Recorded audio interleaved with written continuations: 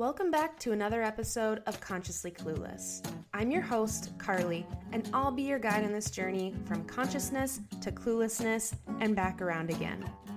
Today on the podcast, I talk to Jasmine Leyva. Jasmine is an artist in every sense of the word. She works as a model, as an actress, and as a producer for many different projects. She produced a feature-length documentary, The Invisible Vegan, that chronicles her experience with plant-based eating. It also talks about how African American eating habits have been debased by a chain of oppression stemming from slavery, economics, and modern agribusiness. Here we go. Well, thank you for joining me today. I'm really excited to chat with you and finally get to connect. I'm excited too. I like to start with this question. The podcast is called Consciously Clueless. And I did that with this idea in mind that, on this journey, you have those moments where you're like, I get it. I'm conscious. I have reached the moment where I understand the world. And then you have those moments where you're like, just kidding. I know nothing. I'm clueless. And I really like talking about like all of it in between, right? So I like asking people when we start, just kind of where you're feeling right now in this moment on the spectrum from conscious to clueless. Oh, wow. I guess a little bit of both. And I think from the day that you're born to the day that you die, like you should always be in a state of growth. And even, now, like in my 20s, I was more attached to this idea of like, this is right and this is wrong. Mm-hmm. Whereas in my 30s, it's more of looking at things as right and wrong, looking at things like, no, these are just two really different perspectives and they each have, qualities of truth. So yeah, in a constant state of learning. Yeah, I like that, qualities of truth. Like That's all there. That's really beautiful. So I started following you on Instagram a while back, and I really loved how honest your conversations about like veganism and social justice and all those intersections were. And I think that as someone who's been vegan for a few years, and as a white woman, it's been really good to find these spaces where my white veganism is challenged. And I think that some of the content that you put out and some of the conversations you've had in the past on your platform are like really, really cool. And I would love to hear more about the film that you created. Okay, so I created the Invisible Vegan as, there was a void in mainstream vegan media. Like a lot of my friends became vegan. I would tell them all about the vegan diet and they were just not excited. And I'm like, why are they not getting this? And then I started tuning into all these things that I loved, the food inks, the cowspiracies, the Vegucated, all the stuff. And then it hit me. I'm like, you know what? I mean, I like I like all of those documentaries as a collective. Totally. I noticed like they're all kind of geared towards the same group. Like you have all those docs, like the male, there's usually like a white male lead. If there is a Black expert brought in, it's only like a few, or, people of color are brought into the narrative as like, look, this is the group of people that needs help. So we weren't seeing ourselves in an empowered role within the movement. So that's what I was like, oh, okay, this is what's missing. This is what's invisible. Let me do a product that kind of caters to what I want to see and what we need to see, which is diversity, because we want a diverse movement. So you're an actress. Had you done film production before? So I worked on a documentary series prior to doing the film. And it was funny because I wanted to write on the documentary series. I was an associate producer at the time, and my EP, he kind of like laughed it off, like, haha, writing is a big beast. And I took that as, oh, cool. So he wants to hold me in a position that I don't want to stay in. Like, I know that I know how to write, and I'm not going to sit here and wait for someone else to give me the green light. I'm just going to do it myself. So I did go into the project production experience. Okay. Wow. And were you in this field as an actress first and production later, or like what got you into this kind of media space? So growing up, I was usually I was really into acting, but then I got to LA. The way acting is structured, like the having to do all these auditions and maybe you only get one role, it's just like it wasn't practical enough. It's like, I kind of want something a little more secure, but I still, film and TV was still my love. So I decided to, go to school to learn like behind the scenes stuff. And it's equally, for me, it's like an equally creative thing. And I don't have to be in front of the camera. So I kind of just merged the two for the last So as I am now going to just call you a film buff because that's what I imagine. Like anybody who works in that field like knows all those things. What are like a best kept secret of a show or a movie or something that you're like, I can't believe everyone doesn't watch this? Oh, it's so funny because when you work in TV, like right now I'm working on a show, I don't even have time to watch TV. The irony, right? Yeah, like you don't even have time to watch TV. So what happens is I end up watching the more like popular things that like everyone, so I can stay ahead in my industry. Yes. So when Game of Thrones came out, it's just like, guess we're watching Game of Thrones kind of thing. That's one I actually haven't watched. Oh man, it was great. The last season was what it was, but up until that point, amazing. Yeah, I mean, I paid attention to the internet enough to know that people were up in arms about the last season, but other than that, I really don't know anything. Yeah, it's an incredible show. So take me on your journey of becoming vegan. How did that happen? Oh, it's not a noble story. It was more like I just saw this woman, middle-aged, and she was wearing booty shorts and like this tank top, and it was like a midriff. And I was just like, hey, I want to be like that. And I want my body to look just like hers. And so I was vegan. And so I'm like, oh, let me try veganism because I want to look like that. And I did. And what happened was some of the things that I was battling with, some minor health situations I had going on started clearing up. I was like, oh, wow, this is more than just an aesthetic thing. This is actually getting my health in order. And so I started reading up about it.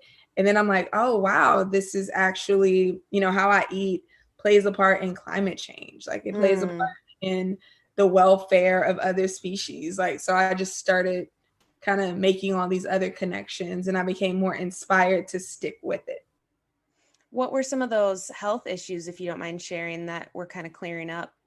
Oh, absolutely not. So when I TMI alert to all your listeners, but when I was in my 20s, like I started having problems with hemorrhoids, which is a comfortable thing. And even my cycle, every month I would get really bad bloating and it was super uncomfortable. And then when I switched my diet, I'm like, wait, I went from this horror movie every month to now my cycle is like this cute little friend that just says, hey girl, and she keeps it real light and there's no pain. Oh, I'm jealous, man. So that was a dream. And then I was going through it with acne at the time. Okay. I was having really clear skin. Then I hit my 20s and it's like now I'm getting acne, making me self-conscious. And then when I cut out like the dairy and stuff, my skin started clearing up. So yeah. Yeah, it's amazing how many people talk about like not necessarily going into being vegan, like I'm going to get rid of my hemorrhoids, I'm going to go vegan, but like the byproduct of realizing, oh shit, like this has a lot of effects on my body. And now and I have to be very careful because when I was eating this way, this is something I did 15 years ago. Oh, so wow. I didn't have all of the options that you have now. So I wasn't eating, my skin and stuff started clearing up, but I was also eating healthier foods. Like they didn't have like the vegan Ben and Jerry's. It wasn't like all the vegan junk food that they have out now. Oh, wow. 15 years ago, you were ahead of the curve. Yeah. Before it was a trend. So Have you influenced anyone in your life or anyone like you work with or anything to go vegan in those 15 years? I imagine that you've got stories of people telling you you're the reason.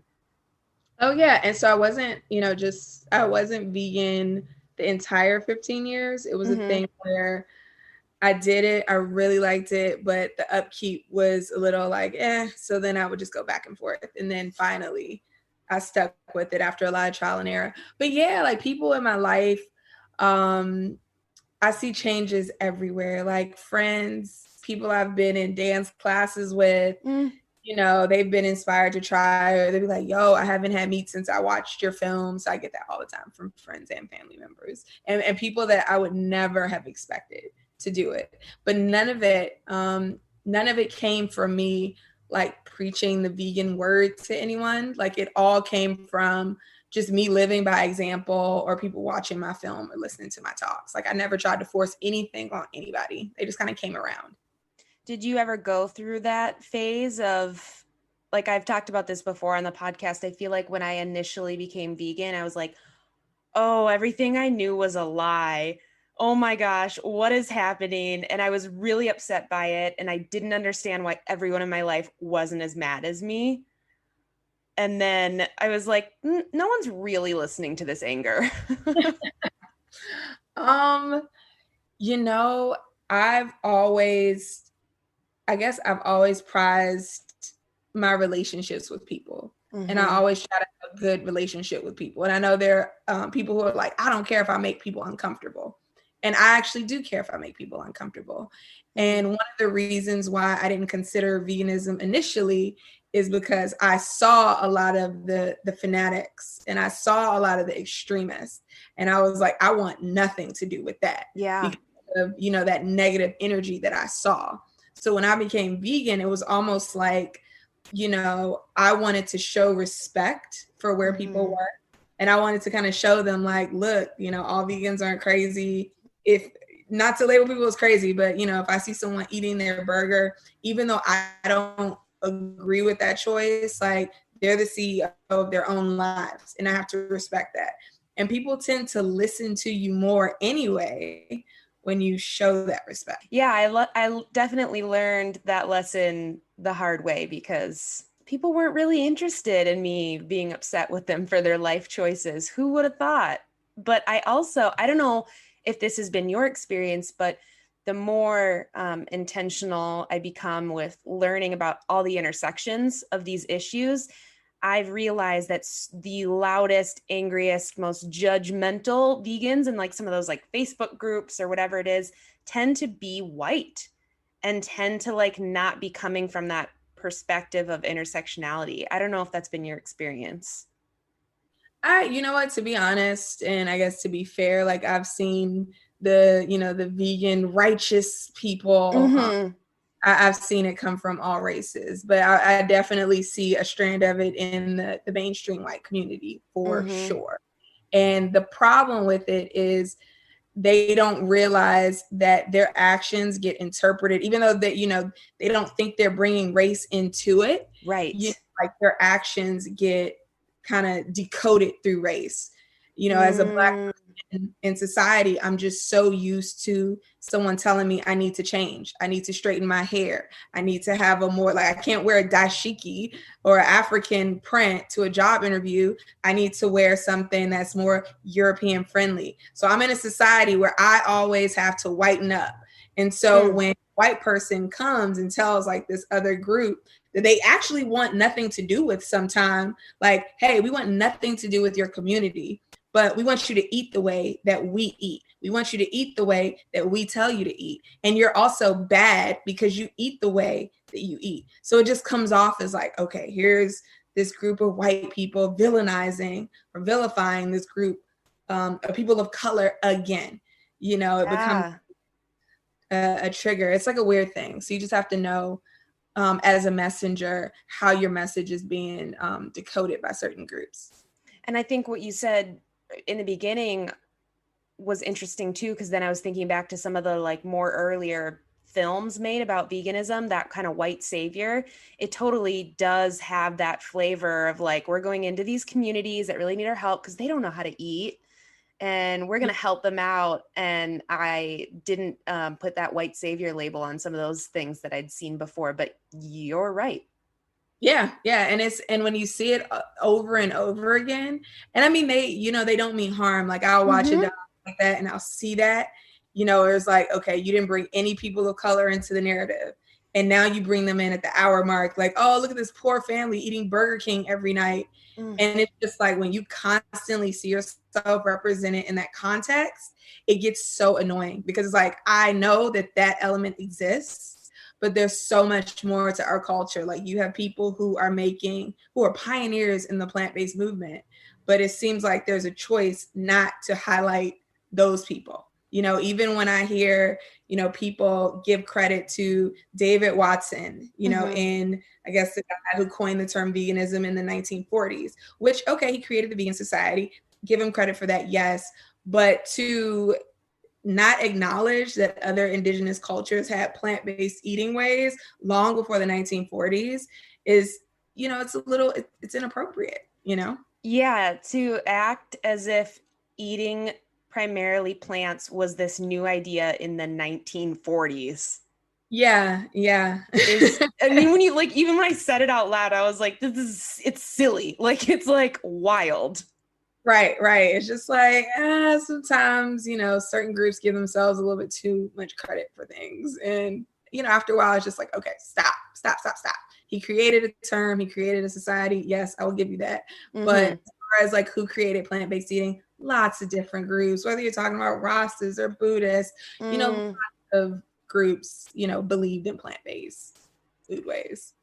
Do you engage in a lot of those kind of conversations, whether it be on social media or people you interact with, if you hear stuff like that? Like, is that something that you like to do? Because some people are like, I love educating people and jumping in, and some people are like, oh, I'm just going to eat my vegan burger and hope someone asks about it. And I think both pathways are great. But is that something you like to engage in? I like to, like, across the board, whether we're talking about veganism or anything else, I like to engage with people who want to understand different perspectives, because that's how like, even me as a vegan, I don't like to stay in the echo chamber. So like right now I'm reading a book, Nourishing Wisdom by Mark David. It's a book about food because I'm interested in food, but it's not a vegan book. Like I don't want to ever close myself off. So I enjoy kind of talking to people who are on the same page, because sometimes if you talk to, if I, get the vibe from someone that they're not interested in learning, they're just committed to their ignorance, it's going to exhaust me to try to convince that person because they're already shut down. So totally. Before you created the Invisible Vegan film, would you have called yourself an activist, or do you feel like when you kind of had that, like, wait a second, all these films are the same, I need to change the narrative? Do you feel like that was a moment that kind of pushed you into that role? I actually never considered myself an activist until. Oh yeah, I guess I could have asked that first, is if you consider yourself that now. I'm sorry. No, I'm, you know what, I always say, like, before, when I thought of activists, I always think of people who really put their lives on the line, like you're out there, you're in front of a hose or in front of dogs, you're organizing boycotts. And I didn't think that, just when you have the power of influence, it's like what you choose to do with that influence can make you an activist. Even like I have the gift of art. I could have made a movie about, oh, this is how you get a bigger butt like Kim Kardashian. But like I could have used my art for that purpose. But the fact that I chose to say, like, no, I want to, add something to the social fabric of society, like something that's positive, that is a form of activism. So I accept that. And did you not really like think of it that way until you created that film? So you're saying, like, before that, you're like, I'm not an activist. I didn't think of it until I got asked to do a panel and a talk about activism. And that's where, it was kind of like this label that someone thrust upon me. And then I had to think about it. And, the speech I did was literally about how I didn't even think of myself as an activist. But Mm. I guess I, in a sense that I am motivating people and I am taking action against something that I don't agree with. And, Totally. activism can be as simple as putting up a photo on Instagram to try to persuade others to do something positive. Like, it can be that simple. Yeah, I think it's a really cool way to think about making change, because I often thought of that kind of like activism as these big grandiose things too, which are super important. But, if I post a picture of vegan pancakes and one person is like, wait a second, those actually look good. Tell me more about that. Like, like that's starting a cool conversation. And it's I think we underestimate the influence we have sometimes over people. We do. And it'd be cool if you just have more people kind of accepting that activist role. Like, you could do something positive, and then you would just have way more people kind of putting out positive things that would lead us more towards a more spiritual society than what we are now. Yeah. Oh, if more people would accept that role. I really like that, because I think a lot of people just think that they can't or they don't.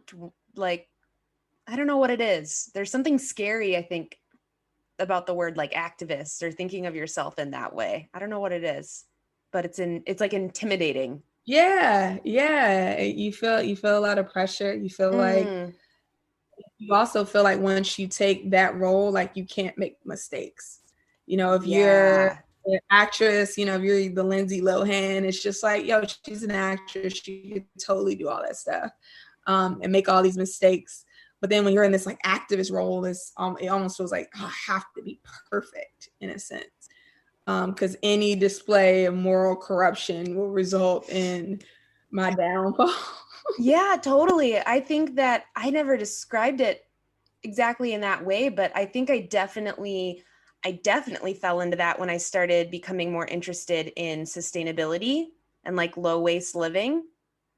All of a sudden I was just like, oh, Yeah. I have to be perfectly low waste. And if I accidentally get a straw at a restaurant, like I'm a failure. And that's crazy.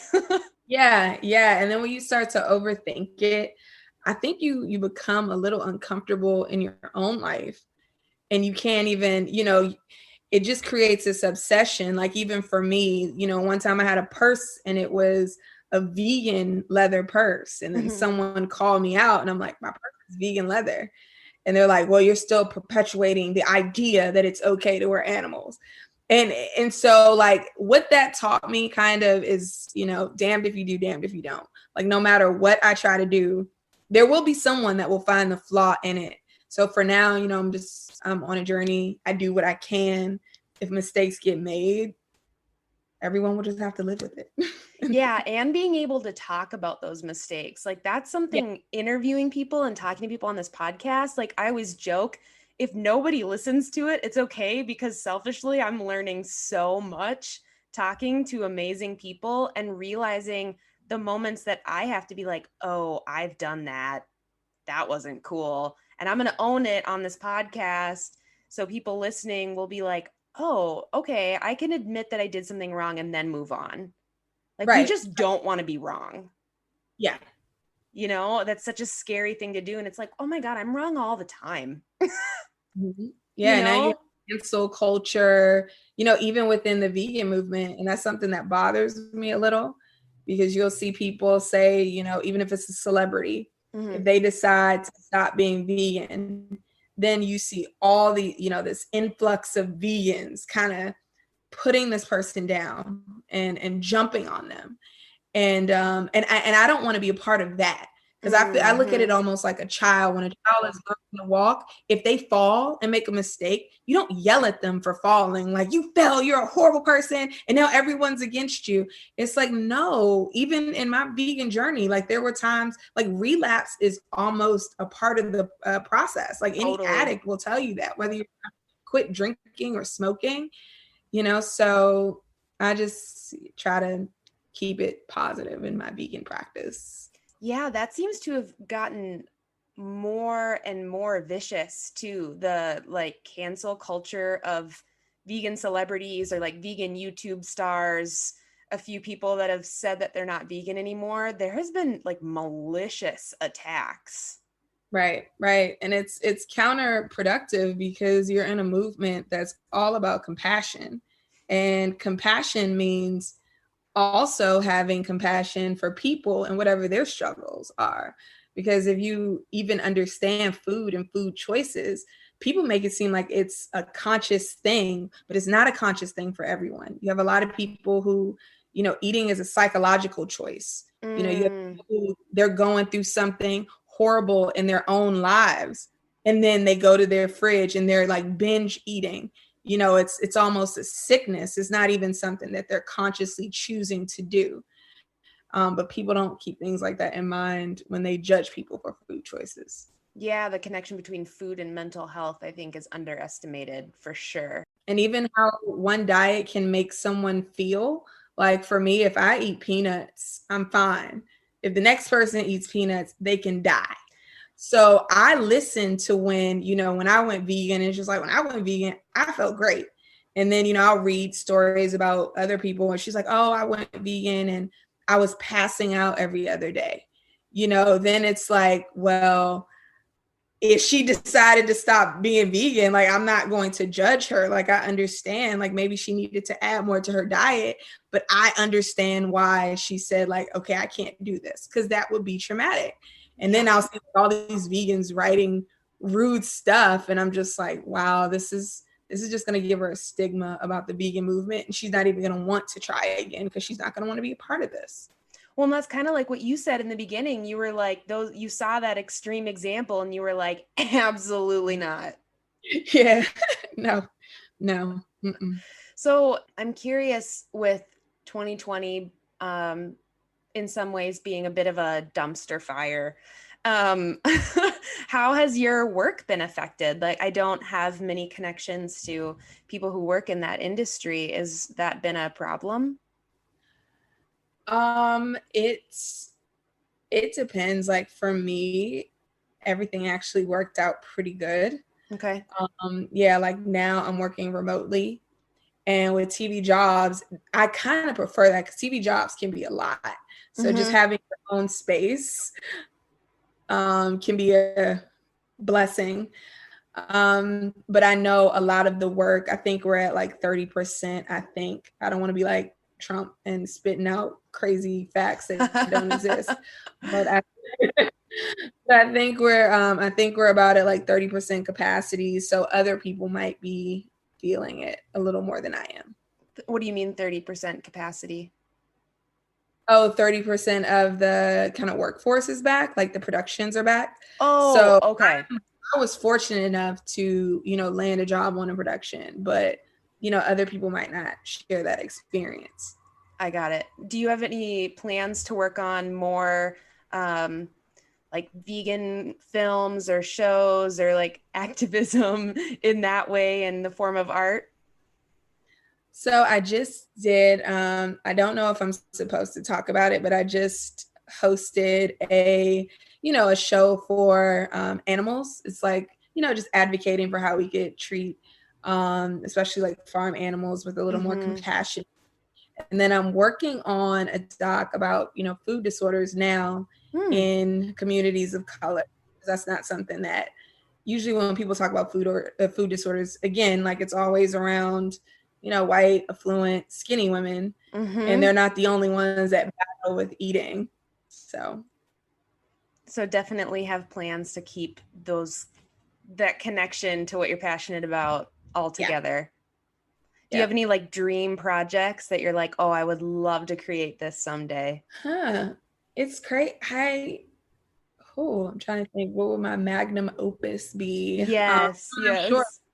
No, you know what? I kind of like life has always been like, I'm not a person that has a bucket list per se. Okay. It's like I'll get inspired in the moment and then I'll just go with like, oh, in this moment, this is what's calling to me. So in this moment, eating disorders is in my heart.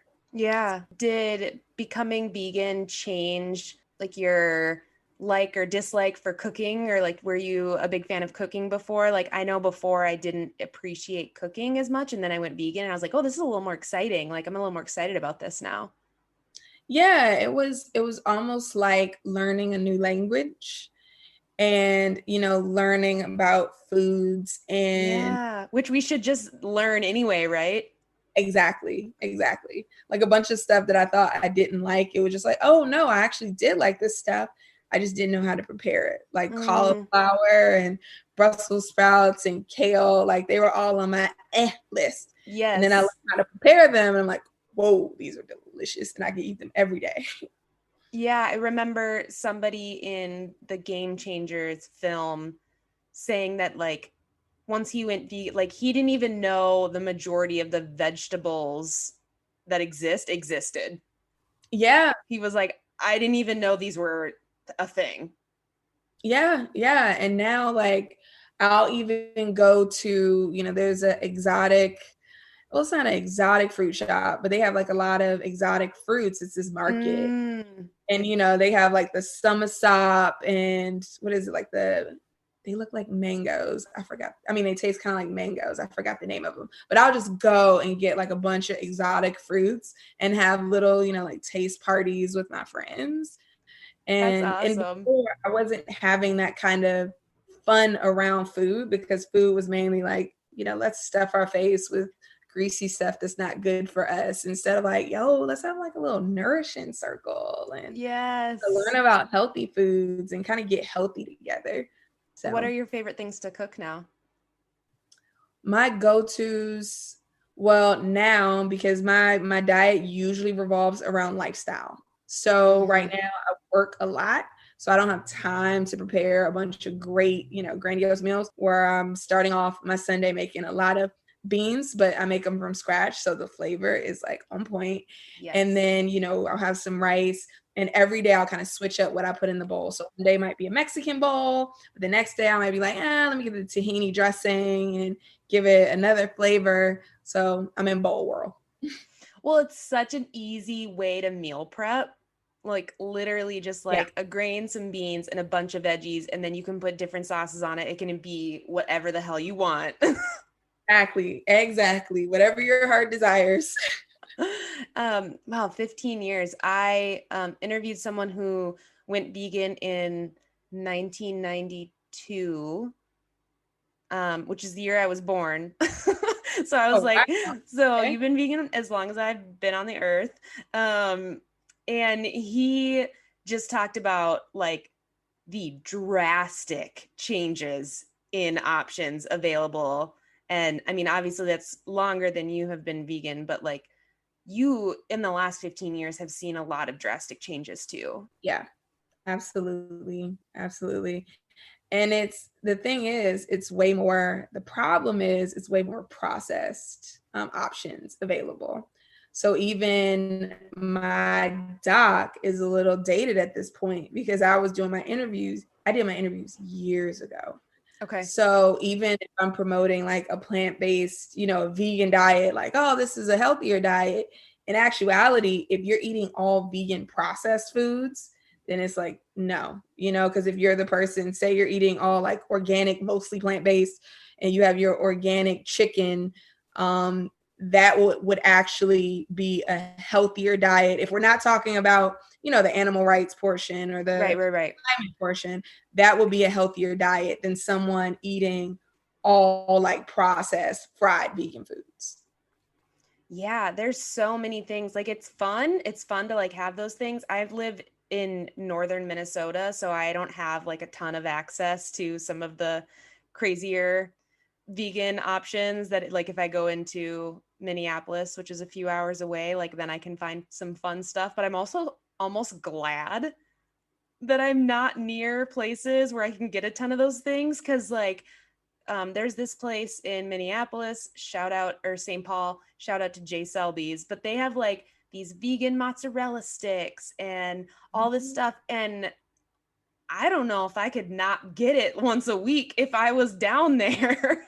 Yeah. It's a lot of vegan junk everywhere. And I mean, it's fine, because it's Like, even as a vegan, like you need your bar food. But the thing is, I think some people are just like sticking to those foods, like and they think that it's actually really healthy. But if you're eating all that stuff all the time, it's not a good look. Yeah, I always tell people that it's like helpful to transition. Yeah, there you go. You know, because it's like, okay, if you are really not sure how to do this, literally at this point, you can just eat whatever you are going to eat and find the vegan substitute. Mm-hmm. But don't do that forever. Right. And then try to, get out of the box. Like now, they'll have the boxed cauliflower macaroni and cheese. So I'll try to tell people like, no, look up a recipe and try to just do it yourself. Like just cauliflower and some noodles and try to stay away from anything in a box or in a bag, Mm-hmm. So I'm trying to stay conscious of time here, but I'm really curious, given your busy lifestyle and your hectic work and all of that, like what do you do to kind of slow down and stay connected and take care of yourself? Oh, Uh-oh. no, what do I do? I make time with friends. Like that is important. And even things like because I'm big on like human connection. That's what keeps me grounded at the end of the day. So even text messages, my friends know that I hate them because I'm like, no, I don't want to get into the habit of talking to my friends in shorthand. I don't want to get into the habit of LOLing all the time. I want us to laugh out loud together. I want to hear your voice. And I do like the Marco Polo text thing. So we're doing video text messages where I can like see my friends and I can go back and watch them talk. So, trying to like over the weekend, this Sunday, me and my girl, like we went to Leimert Park and there was a drum circle and, people were just dancing in the street. So things like that kind of help me unwind. Or when I get home, just to have like, just to keep a peaceful home and like pumpkin carving, have little creative activities to do. Take me out of adulthood, period, watching cartoons, like all that stuff. Just kind of like, it sounds like you really want to allow space to like let yourself be playful. Exactly. Make like hot cacao and put turmeric in it and have like the little vegan whipped cream on it as my little like playful dessert. So just think, simple things like that kind of bring me, help me decompress and, keep me out of like the anxious space. Yeah, I love that. I think sometimes, I think the internet has made self-care to some people feel really like stressful and unattainable, and like it has to be this like huge like week-long retreat, like that's self-care, instead of just being like self-care can be going to bed at 9 p.m. like Yep. Self-care can be getting off of Instagram. Like that's another thing. And all social media. I'm on as a media professional, like you want to have a presence. Right. But I don't think I spend more than like 5 minutes a day on any social network. And usually when I'm on, like I'm just checking my messages and I drop a picture once a week or something. And then no. That sounds like a good, healthy balance. Yeah. Is there anything you want to share or talk about that I haven't given you space to say or share? Let's see. I think we had a pretty hearty discussion. Let's see. No, I can't think of anything. Was there anything else you needed to know? I mean, I could talk about this stuff all night. I love having these conversations. It's so fun to connect with people, and similar to when you were saying that like human connection thing, like it's one thing to like follow people on Instagram and be like, wow, this person's really cool. But one of the things out of many that I've loved about doing this podcast is just like, I have somehow managed to connect with the coolest people and learn so much. And that's why I like doing Zoom. It's like, I want to see your face and like, gauge your reactions and like be able to do that. So I could go into this forever, but I appreciate you carving out some time in your busy day. Oh, no, I appreciate you inviting me to your space and letting me be a part of your journey. Thanks for listening to another episode of Consciously Clueless. If you're enjoying this podcast, hit subscribe wherever you are listening. And if you want to help me get this into the ears of more listeners, send it to a friend, text it to a family member, share on social media, whatever you can do to get the word out, I would greatly appreciate. I really love when I see you all sharing and what episode you're enjoying. It's so fun to connect over these conversations, so keep it up. If you want to be read on air as a review of the week, head over to Apple Podcasts, leave a quick review. It only takes a minute, and you could hear it on a Sunday solo episode as a review of the week. Until next time.